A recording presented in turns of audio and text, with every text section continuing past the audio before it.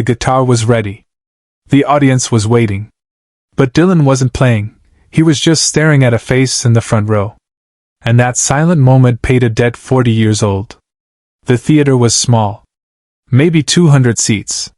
Somewhere in upstate New York, 1978. Not the kind of venue Bob Dylan needed to play anymore. He could fill stadiums, arenas, any hall in the world. But he'd chosen this place deliberately.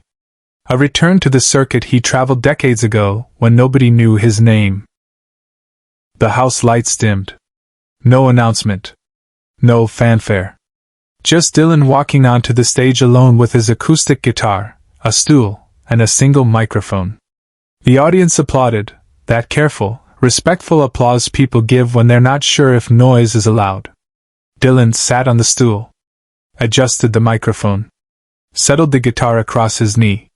His fingers found the strings. And then he looked up. Not at the crowd generally. Not scanning faces the way performers do. He looked at one specific person. Front row. 6 seats from the left. An elderly man with white hair, wearing a worn brown jacket and a white shirt with the collar slightly crooked. The man looked back. Dylan stared. 5 seconds.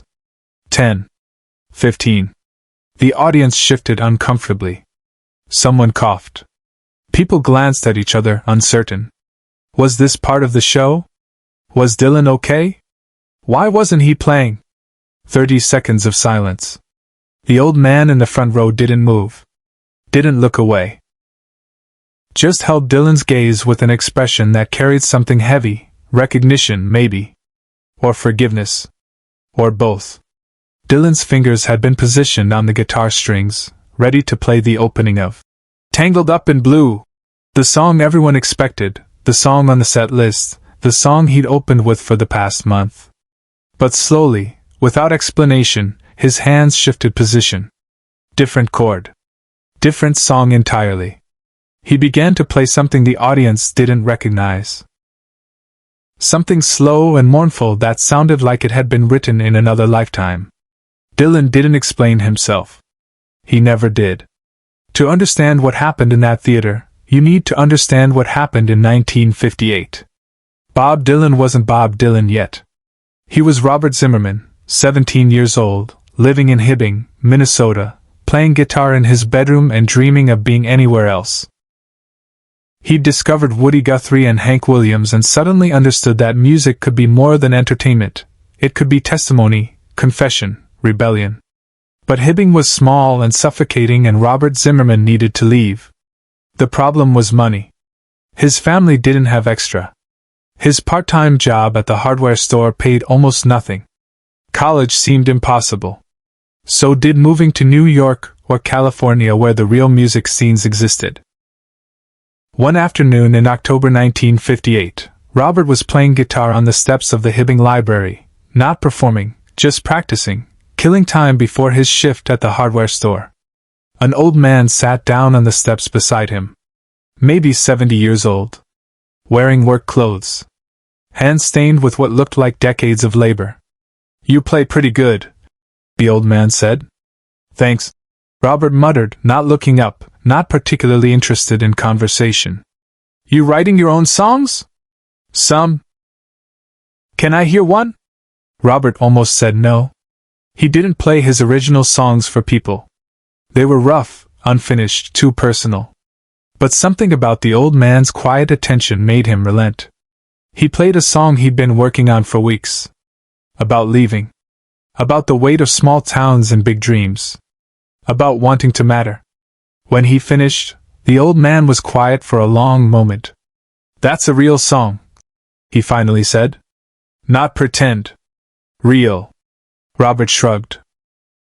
"Doesn't matter if nobody hears it. It matters if it's true," the old man said. "You planning to stay in Hibbing?" "No. Soon as I can afford to leave." The old man reached into his jacket pocket and pulled out a worn leather wallet. He opened it, counted out $60, more money than Robert had ever held at once, and handed it to him. "What's this for?" Robert asked, stunned. "Train ticket to New York. Maybe a few meals when you get there." I can't take this. You already did, the old man said, standing up. Just promise me something. What? When you make it, and you will, I can tell, don't forget the people who never got the chance. Don't forget us. The ones who stayed. The ones who worked regular jobs and died in regular towns and never got to chase the thing that burned in them. Robert started to speak, but the old man was already walking away, down the library steps, turning the corner, disappearing into the afternoon. Robert never saw him again. Never learned his name. Never got the chance to say thank you or to ask why a stranger would give away $60 to a kid with a guitar. But he took the money. And 3 weeks later, he bought a train ticket to New York City. And Robert Zimmerman started becoming Bob Dylan. Subscribe and leave a comment, because the most important part of this story is still unfolding. Dylan carried that debt for 20 years. Through the Greenwich Village folk scene. Through the electric controversy. Through fame and backlash and reinvention. He thought about that old man sometimes, usually late at night in hotel rooms, or on tour buses between cities, or in the quiet moments before going on stage. He tried to find him once, in the mid-60s. Drove back to Hibbing during a break in touring. Asked around? Nobody remembered an old man who gave money to kids with guitars. Maybe he'd died. Maybe he'd moved. Maybe he'd never existed at all and Dylan had invented him during those desperate years. But the memory felt real. The $60 had been real. The advice about not forgetting had been real. And Dylan hadn't forgotten. He'd written songs about miners and farmers and factory workers and people crushed by circumstance. He'd made a career out of giving voice to the voiceless. But he'd never managed to honor that specific old man, that specific act of generosity. Until tonight. Upstate New York. 1978. A small theater. When Dylan looked up from his guitar and saw the face in the front row. The face was older. Much older. The hair was white now instead of gray. The skin more lined. But the eyes were the same. And Dylan recognized them instantly across 20 years and whatever impossible chain of circumstances had brought them both to this room at this moment. The old man from the library steps in Hibbing, Minnesota. Alive. Here. Sitting 6 seats from the left in the front row. Away from the spotlight, Dylan made a choice no one expected. The song Dylan played instead of Tangled Up in Blue was called The Debt. He'd written it 10 years earlier and never performed it publicly. Never recorded it. Never even played it for his band. It was too personal. Too specific. A song about a stranger's kindness and the weight of unpaid gratitude. The lyrics were simple. Almost plain. About an old man and a young fool and $60 that became a lifetime. Dylan sang it quietly. His voice rough and worn and carrying every year since that afternoon in Hibbing. The audience listened in confused silence. This wasn't what they'd come to hear. This wasn't on any album. What was happening? But the old man in the front row understood. Tears ran down his weathered face. He didn't move. Didn't make a sound. Just listened to Bob Dylan sing a song that existed because of him, performed for the first time in public, as payment for a debt 20 years overdue. When the last chord faded, Dylan set the guitar across his knee and spoke directly to the old man. Not to the audience. Just to him. Your name's Henry Carlson, Dylan said. It wasn't a question. He'd found out somehow, probably through whatever impossible research had led to this moment. You worked at the iron mine outside Hibbing for 43 years. You retired in 1965. You lost your wife in 1970. You have 2 daughters who live in Syracuse. Henry Carlson nodded slowly. You gave me $60 in October 1958, Dylan continued. On the library steps. You told me to go to New York. You told me not to forget the people who never got the chance. Another nod. I've tried to honor that, Dylan said. I've written songs. I've sung about the miners and the workers and the forgotten people. But I never thank you. I never found you to pay you back. You don't owe me anything, Henry said, his voice quiet but clear enough to carry through the silent theater. Yes, I do, Dylan said. That $60 bought me a train ticket. But more than that, it bought me permission. Permission to believe the thing burning in me mattered. Permission to leave. Permission to try. He reached into his jacket pocket and pulled out an envelope. He stepped off the stage, something he almost never did during performances, and walked to the edge, kneeling down to hand the envelope directly to Henry Carlson. This is $3,000, Dylan said. It's not payment. You can't pay back what you did. But it's acknowledgement. And it's a promise that I kept my word. I didn't forget. Henry took the envelope with shaking hands.